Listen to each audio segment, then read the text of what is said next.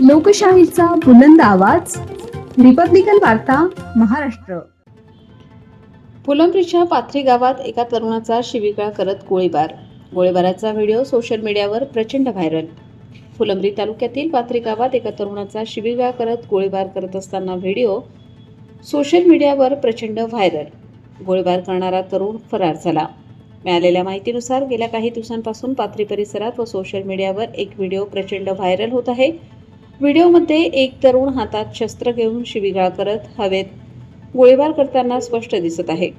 सदरील video Vadod बाजार police Thane हद्दीतील असल्याचे बोलले जात आहे.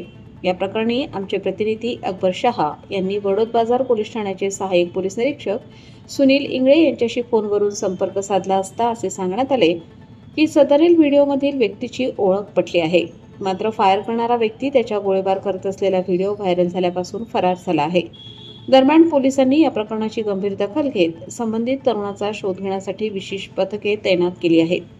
सदरील तरुणाला ताब्यात घेतल्यानंतर व तपास केल्यानंतर या प्रकरणी अधिक माहिती समोर येणे बाकी आहे असे सांगण्यात आले. रिपब्लिकन वार्ता Maharashtra वृत्तवाहिनीसाठी Aurangabad Marathwada उपसंपादक Akbar Shah. Subscribe now and press the bell icon. Never miss an update.